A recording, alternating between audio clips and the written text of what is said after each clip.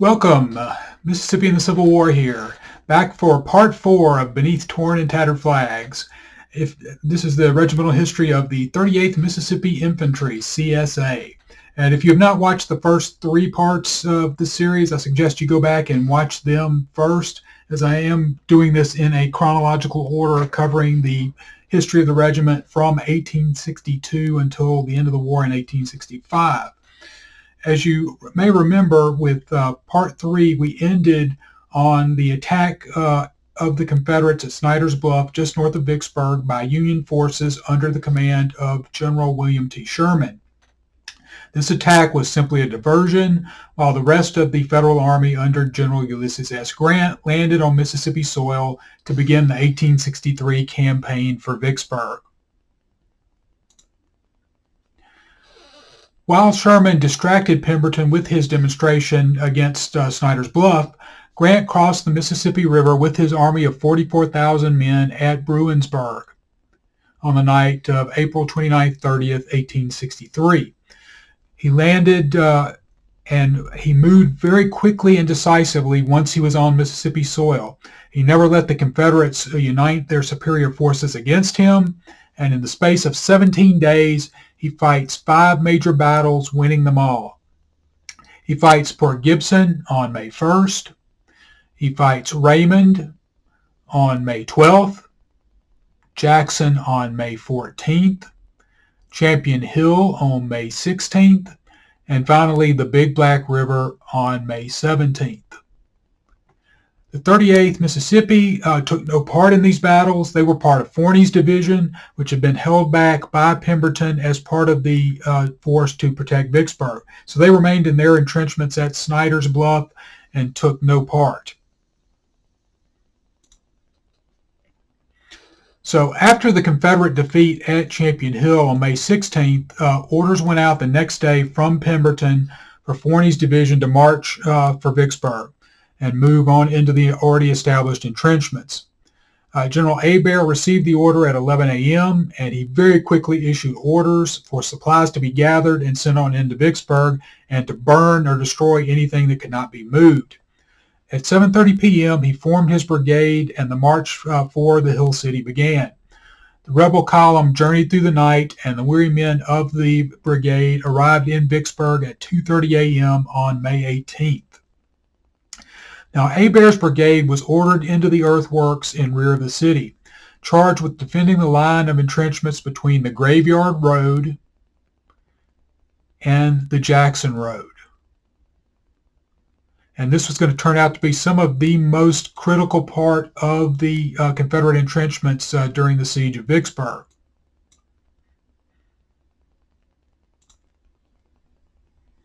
And Hebert deployed his brigade in the following order from left to right. The 36th Mississippi held the Stockade Redan, which can be seen in this modern picture, which was a large earthwork fort guarding the Graveyard Road. And this was a massive earthwork entrenchment. If you've never been to Vicksburg, it's really hard to get the idea of just how large this entrenchment was unless you're standing right up next to it. But you're talking this stockade redan had packed earthen walls that were 17 feet high and 16 feet thick, the exterior face dropping below ground level into a 6-foot deep trench. Any attacker on this earthwork fort would be forced to climb up 23 feet before coming to grips with the defenders. And atop this rampart was a single 12-pound howitzer.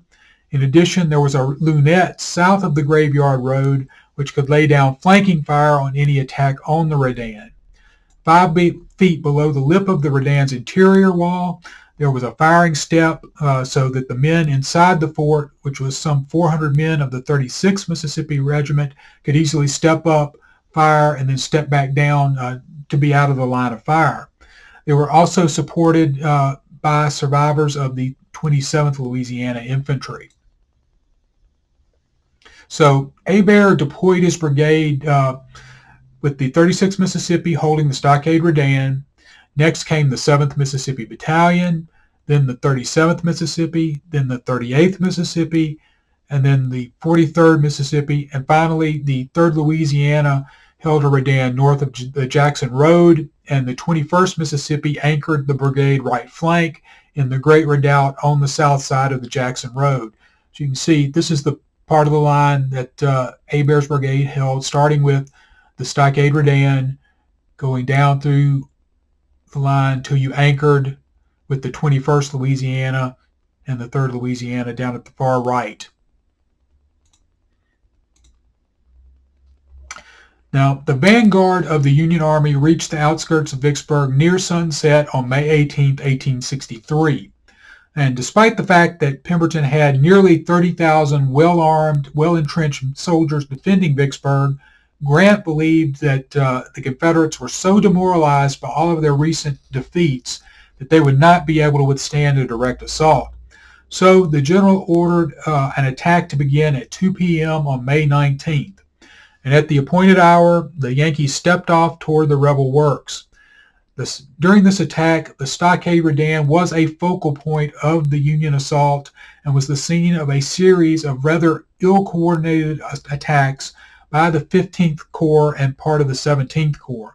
So the majority of this attack fell under the purview of Major General William T. Sherman, commander of the 15th Army Corps. As the Blue Wave advanced toward the 38th Mississippi's position, the regiment's skirmish line, which was out in front of the main line of works, which was commanded by Lieutenant Hansford Lanehart, quickly began to retreat back to the safety of the trenches. And during this dash to cover, Lanehart was struck by an enemy ball and mortally wounded. He died just a couple of days after the attack, and he became the 38th Mississippi's first casualty at Vicksburg. And the Yankee troops that were closing on the 38th Mississippi's position were the 95th Illinois Infantry and the 17th Wisconsin Infantry of Brigadier General Thomas Ransom's brigade. And their advance was really stopped in its tracks by the destructive hail of lead being poured into them by the 38th Mississippi and their sister regiment, the 37th Mississippi. Colonel Thomas W. Humphrey of the 95th Illinois wrote in his after-action report why their assault failed. And he said, quote, "Ordering my command forward, we charged across the first ravine over an almost impossible abattis of felled timber, exposed to direct and concentrated fire of musketry and a murderous enfilading fire from the enemy's batteries of the Redan on our right front, and the heavy works on the Jackson Road, erroneously called Fort Hill, on our left. Being unsupported, I deemed it rashness to proceed further, but held my position with colors planted within 100 yards of the enemy lines." And the Union attack fared no better along the other sections of the front. The Federals were not able to make any kind of breakthrough of the Confederate defenses. The 38th Mississippi had very light losses, only 1 killed and 3 wounded. Captain William Larkin Falk of Company B of the 38th kept a diary during the siege, and he recorded on May 19th, quote, "We have fought the enemy very hard today and held our positions well along the line. I thank Almighty God for his protection through the past days."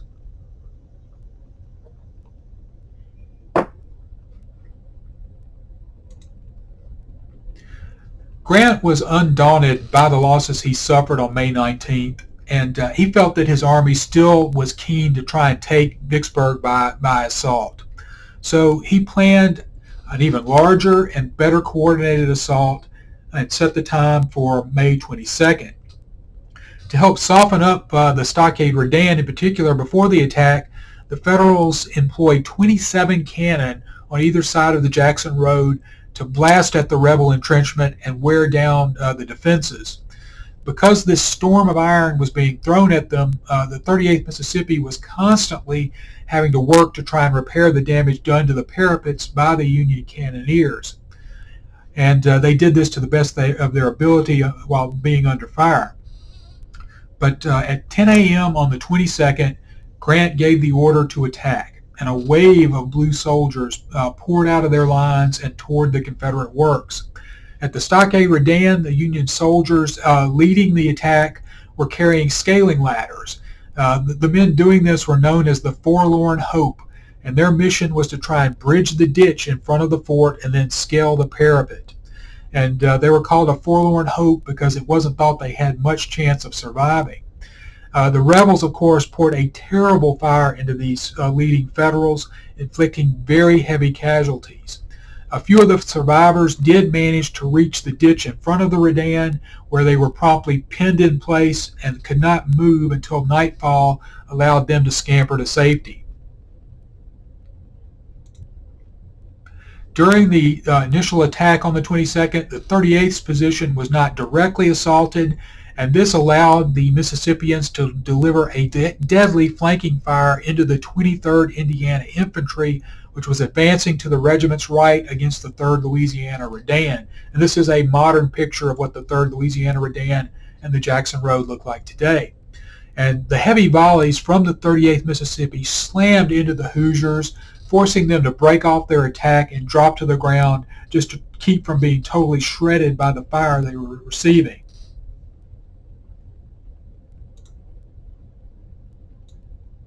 And in the 38th Mississippi's front, Ransom's brigade eventually advanced in 4 columns, again only to be met by a very withering fire from the Mississippians.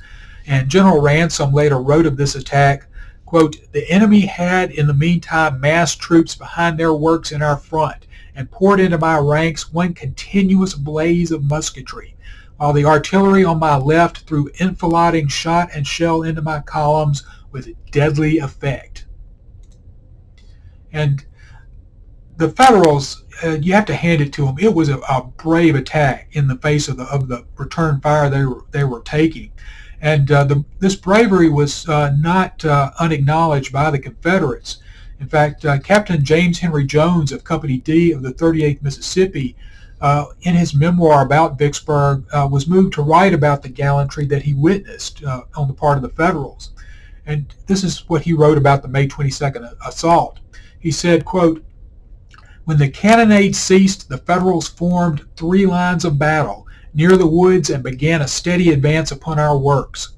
Their lines were about 100 yards apart. They came on as rapidly as the fallen timber would permit and in perfect order. We waited in silence until the first line had advanced within easy rifle range, when a murderous fire was opened from the breastworks. We had a few pieces of artillery which plowed their ranks with destructive effect. Still they never faltered, but came bravely on. It was indeed a gallant sight, though an awful one. As they came down the hill, one could see them plunging headlong to the front. As they rushed up the slope to our works, they invariably fell backwards as the death shot greeted them. And yet the survivors never wavered. Some of them fell within a few yards of our works. If any of the first line escaped, I did not see them. They came into the very jaws of death and died. Surely no more desperate courage than this could be displayed by mortal men." So after a mauling that lasted 45 long minutes, the survivors of Ransom's brigade were withdrawn, ending the action on the 38th Mississippi's front. A short time later, Colonel Brent was ordered to move the regiment by the left flank to reinforce the 36th Mississippi at the Stockade Redan. And this is a modern view taken in the Vicksburg Military Park of the part of the line held by the 38th Mississippi during the May 22nd assault. And because of the current modern growth of trees and underbrush, it's really hard to get a good idea of what the scene would have looked like at the time of the siege. But the 38th Mississippi really saw no further action on the 22nd, and Grant had to acknowledge at the end of the day that all of his attacks had led to nothing. They had made no decisive breakthroughs, and the Confederate entrenchments and defenses were intact. So finally acknowledging that he would not be able to take the city by assault, he decided to besiege the city of Vicksburg and starve the rebel garrison into submission. And so for the 38th, the war was going to become one of a waiting game in the trenches. And of course, the threat of death was going to be a constant companion. Captain James Henry Jones wrote about these long days spent in the trenches, and he said, "It was by no means a dull routine. The thunder of cannon greeted us by night and day. The sharp crack of the rifle, the hiss of the mini-ball, somebody wounded, somebody dying all the time.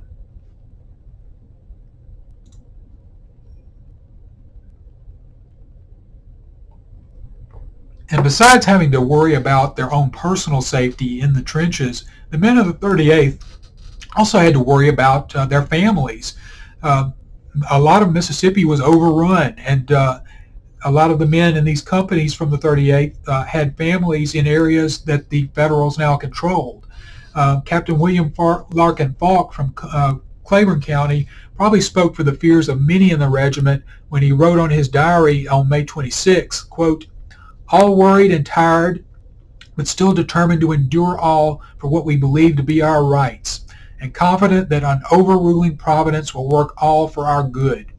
The enemy may be a superior force, overcome us for a short time, but God will never favor the persecutors of innocent women and children. They have passed by my home, and I cried to hear the condition in which I fear they have left my wife and children. God will certainly visit them with a terrible vengeance." So for most of the men in the 38th, the time passed very slowly as they sat in the trenches under a boiling sun, just waiting for the next Yankee attack. Company H of the regiment, however, had a more interesting time as they spent their days during the siege acting as the brigade provost marshal. The record of events for the company stated that the men were, quote, "in discharge of the dangerous duty of patrolling the small area of the siege, arresting stragglers, and conducting them under guard to the different commands in the trenches."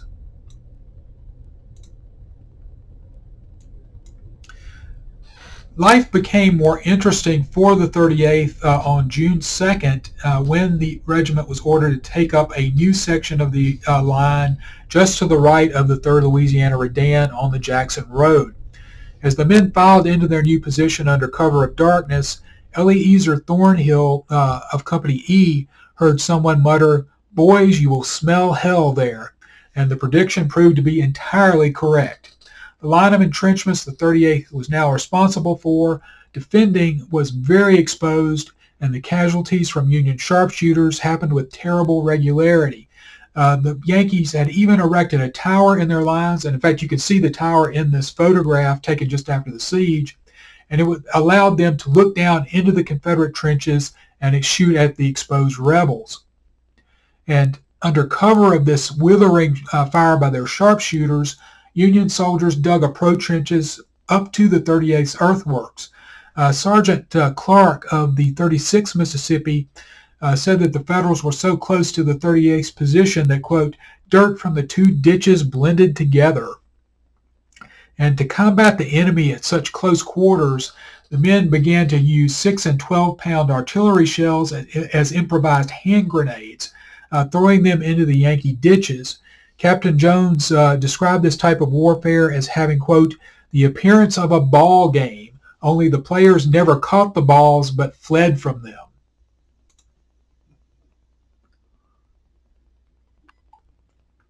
And then the Yankees pulled something new from their bag of tricks on June 25th when they exploded a mine under the 3rd Louisiana Redan, followed by a wave of blue troops that poured into the resulting breach in the Confederate line.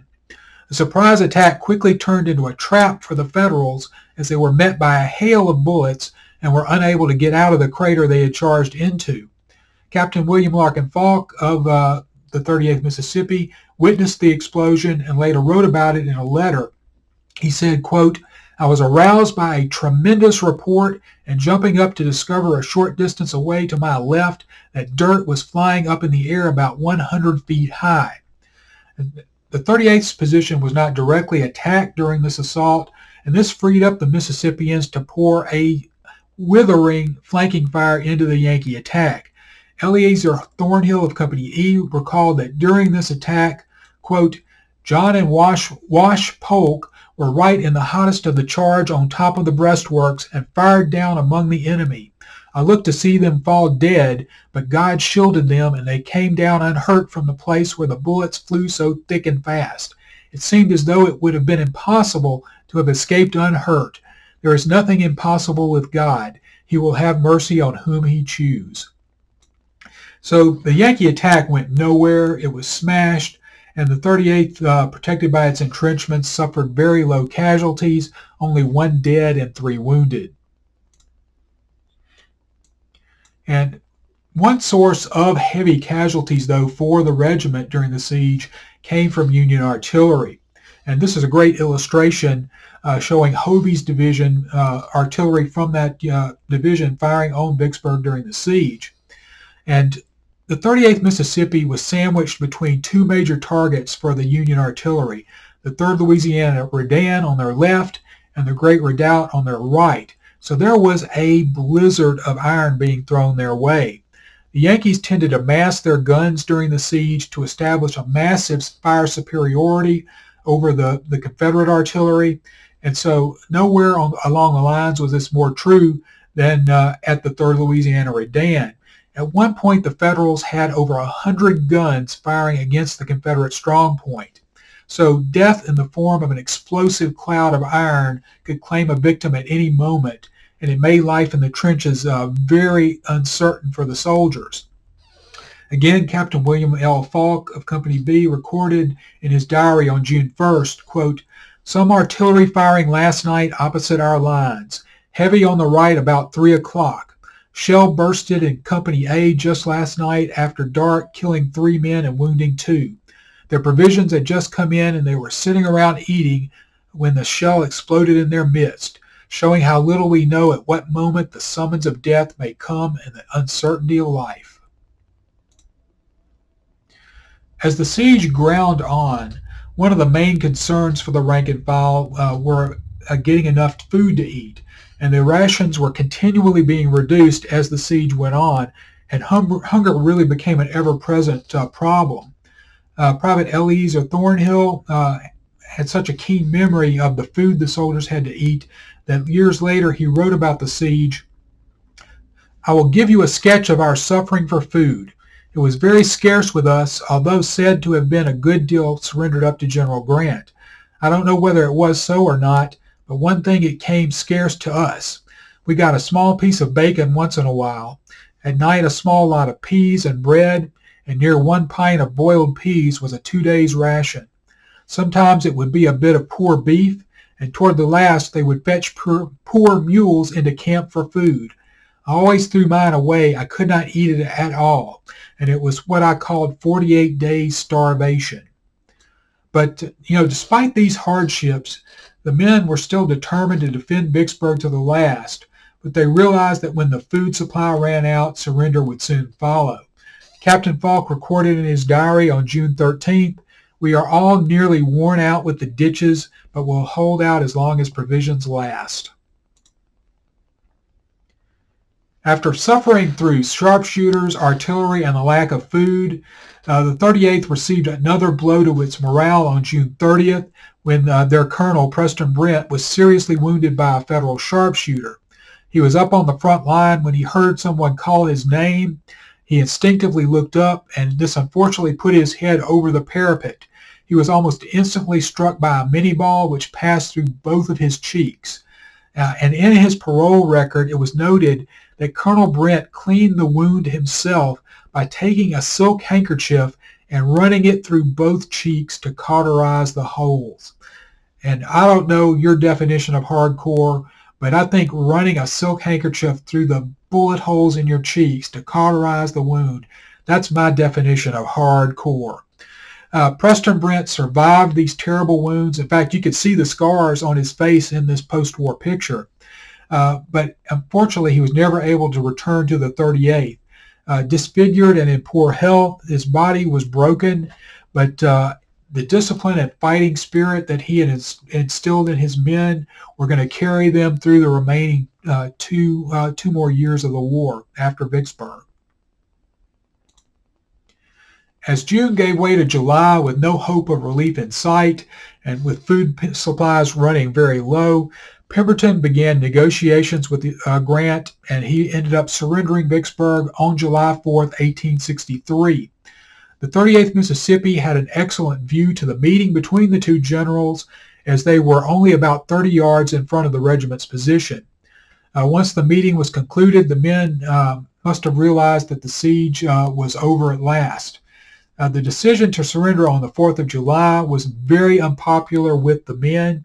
Captain Falk spoke for many when he recorded this passage in his diary. He said, "How humiliating it is for us to be compelled to submit to such an enemy, and that too on the 4th of July. But we have done all that men could do. We held them for 48 days on very scant rations, and we would have continued to hold the place had our rations held out."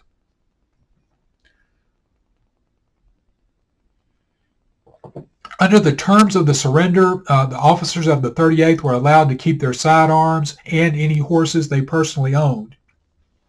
The most significant term, however, of the surrender was that the soldiers were going to be paroled rather than sent to northern prison camps. With the negotiations complete, the 38th Mississippi, with the rest of their brigade, formed ranks at 10 a.m. on July 4th and marched out in front of the earthworks that they had defended so faithfully. Before the surrender was completed, the regiment was hit with one final tragedy.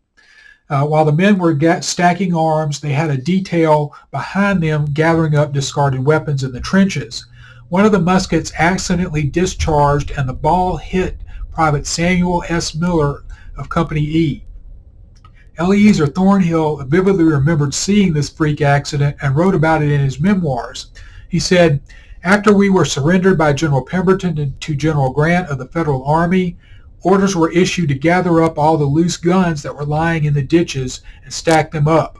We had marched 8 or 10 paces beyond our fortifications and we were arranging our guns. Miller was touching me on my right and a man on the right of him. His name I have forgotten. The first gun that Louis Guy threw up on the fortress was an old musket loaded with buckshot. The hammer in striking the hard clay caused it to explode, and 6 or 7 shot entered Miller between the shoulders, making a slight wound in the flesh. Miller turned around and inquired who did it, and never again uttered a word. He began to fall, and I saw the blood beginning to flow from his mouth. We held him, and soon life was extinct. I was one of the detail that helped to bury him." So this was a bad end to a very bloody campaign for the regiment, and the 38th Mississippi paid a very dear price for their stubborn defense of the Hill City. After the siege, Captain Seal of Company C gave a report and said that 35 men were killed at Vicksburg, 3 of them officers. Captain Leander M. Graves of Company F, Lieutenant Hansford Lanehart of Company D, and Captain Walter A. Self, the regimental commissary officer. In addition, there were 32 enlisted men and 5 officers listed among the wounded, including Colonel Preston Brent. When the 2 men who were missing were added to the total casualties in the regiment stood at 74 men. And this total does not include the soldiers who died of their wounds after the siege ended. An examination of the compiled service records of the 38th Mississippi show that when those men are added, the regiment's death toll at Vicksburg was 43 men. And the 38th Mississippi had taken into the siege of Vicksburg approximately 300 men. So they suffered extremely heavy casualties for their size. Out of 300 men, you had over 43 killed and another, 24 wounded. So these were extremely high casualties. And, the soldiers of the 38th Mississippi marched out of Vicksburg on parole. They were going to have a little time off to go home, see their families, but all too soon their furloughs would end and they would be called back to the regiment in defense of their home state of Mississippi. And this ends part 4 of the regimental history of the 38th Mississippi Infantry. I hope you enjoyed it. If you liked it, please give it a like and a thumbs up. If you haven't subscribed to the channel, please do. I really appreciate it. And I am working on part 5 right now, and it should be available very shortly. And I will let you know just as soon as it is ready.